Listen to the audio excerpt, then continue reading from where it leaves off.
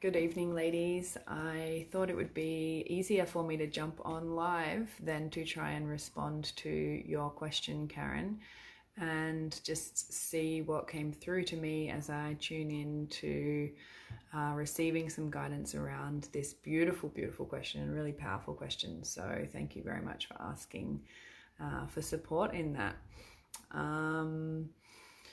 Just as well, I've got some black salve on my face, so if you do see that in the video, that's what that is, black salve. I'll talk about that later in another video. Hey babe. All right, so I'm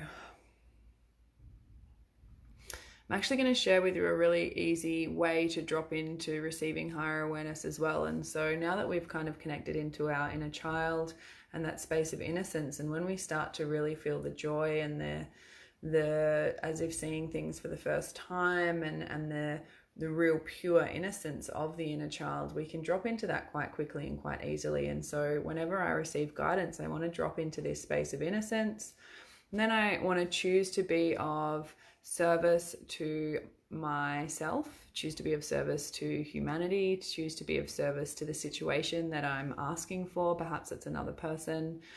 And also I want to ask to connect to my higher self and to connect to the higher self of these other people. And you can then kind of draw a circle in your mind's eye. It's good to envision salt. Salt is a bit of an element of protection, a mineral of protection, and creating a solid circle. And then you can almost step into that visually in your mind's eye. And so I tend to do this when I receive information around anything and to get that higher clarity, because I want to remind everyone in this moment that we are learning and discovering these things for ourselves, and we can be guided by the medical system, by different practices and modalities, things like meridian lines, which definitely state that the kidneys are related to the emotion of fear, and then we can really just kind of pull all of our wisdoms together, drop in and receive some guidance around that. So with regards to the elements, water is the element of grief, so water holds grief. Water, when you're feeling grief, which is often sadness or anger or irrational behavior, to come to water, to bring water to that space, or to go and have a shower, helps you to transform that grief and to allow it to move through you. With regards to fear, it more is in the alignment of fire, which is the burning of our fears. So we step into circle and ritual and light a candle. It connects us to the ancestors. The fire element transforms when we burn, say, in a letting go ritual, we burn a piece of paper and it turns to smoke and ashes. And so it's this very transformative element. And so if we're working with kidney pain and we are wanting to heal using all of the different modalities of dropping in, scanning the body, allowing the body to tune into that particular area, and the mind, and use movement, breath and sound to allow it to arise to the surface and move through us, we want to support that through perhaps a ritual or a ceremony where they are releasing fears, feeling into their fears, discovering their fears, and maybe getting really real with their fears. Is that making sense, babe? How's that resonating with you as that's coming through?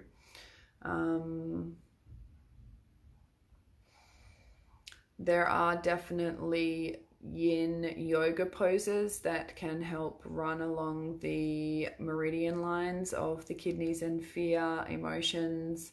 So I can take some photos of those and post them in the group also, and supporting the overall practice with many different modalities.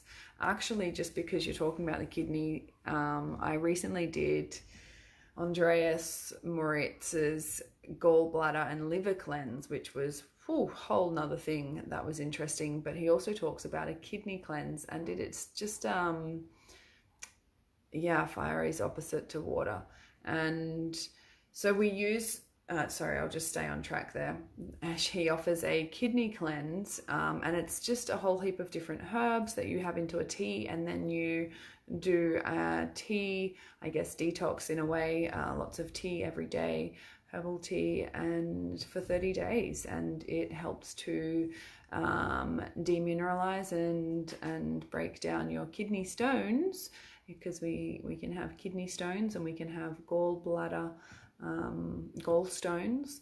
And so yeah, those two things are something that I've recently looked into, have done the liver cleanse and the gallbladder cleanse, excreted a whole heap of gallstones, and I'm looking to do the kidney cleanse. So I can also share some information on that for you to support in a diet sense and a cleanse and a detox sense. Because don't forget, healing is on many, many, many levels, and embodiment is great, and tuning in and moving things through the body is amazing and fantastic, but for built up physical dis-ease and discomfort, we are wanting to support the body with physical movement. That might be yin yoga, that might be tai chi, that might be whatever movement it is. I like to dance, I like to play, whatever movement supports their happiness and their functionality. And then also, of course, looking at diet, looking at what we're feeding our physical body, looking at how we're feeding our mental body. We all know mindset, how we're speaking to ourselves, some positive affirmations. And if you can't support in all of these different realms, then perhaps just having a conversation, letting them know where your expertise lies, and encouraging them to go and seek other resources. For everyone's knowledge, I learned most of my holistic whole kind of healing through a guy named Tyler Tolman. He's fantastic. He has a lot of online stuff, a lot of YouTube channels, and he kind of talks about the 7 hierarchical needs in terms of healing, you know, the physical level, the base level, the spiritual level, all of the different kind of ways to transform stuck energies and dis-ease in our system. So then returning to the elements and how we use the elements in healing. I'm going to actually, it's funny, I listened to a guided meditation that I recorded a bit earlier, and I was going to release it into the group. Elemental healing comes when we go out into the elements when we can, and we connect to those elements and we call on them to help us transform and move and regenerate our system and the energy that flows within us, and therefore our physical self, because the energy then feeds our physical self. So if we can't physically go out into nature and the elements, then we can use visualization, and we can call in those elements at home through a candle, through feathers, through opening a window, through having a plant next to us, and all of these sorts of things. Oh my God, Karen, I'm launching my men's program like this week. Oh, wow. How do you get... Okay, so I have 3 men. I knew there was a 4th and I didn't know who it was. I'm offering my shift program to men, and it's like I've kind of done in some other programs where I'm exchanging for different things and feedback, and it's the first time that I have, I guess, presented to a group of men for this program. So I'm offering some kind of different exchange options as well. So yeah, cool, awesome, yay. Oh, of course he is. Of course he's struggling, babe. It would be crazy if he wasn't. Okay. This is, I'll send you some information if he's available, and if he's interested, then maybe we could have a phone call tomorrow.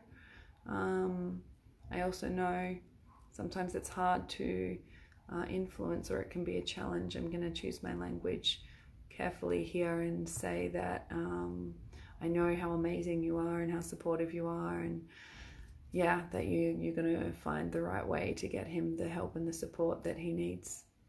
And I'm here, and I'm launching a men's 5-week shift journey this week, and it's mindset, it's physical body, it's food, it's nutrition, and it's also energy. So it's also this kind of stuff. Okay, so I also have another guy who works away, and it's going to be a phone call at 7:30 on a Thursday night, 7 or 7:30 on a Thursday night, a Zoom, like we did. The Zoom will be recorded, so if he can't make the Zoom, he will be able to re-watch it at a later time and catch up on the videos in his own time. He'll just enter into a group like this and receive the same sort of guidance, except it'll be called the Shift Program or the Shift Journey. Oh, babe, feeling you. Much love. Yeah, so sorry, I just got way off track.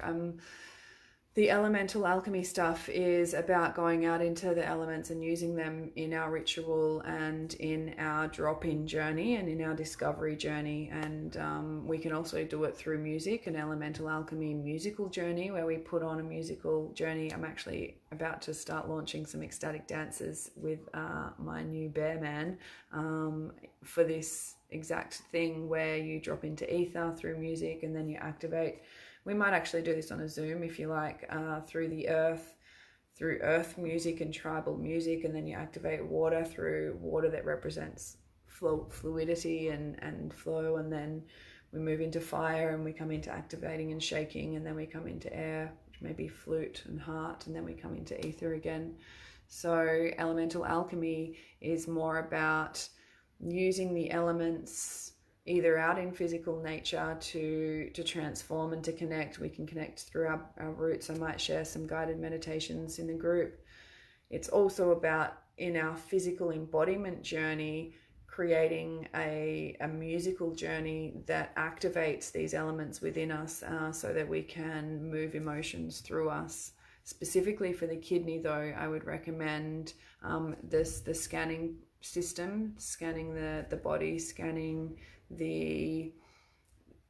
with the mist, and self-healing, intentionally self-healing, intentionally speaking into the kidneys and visualizing the life force moving into these areas in our body, and trusting what the body sees and feels and smells and knows and tastes, trusting in all of that, and having the intention to release, having the intention to let go with each breath out, knowing that we have powerful hands. And then supporting with, like I said, the detox tea and potentially some yin yoga poses that will help to release the meridian lines for the kidney and the emotion of fear. And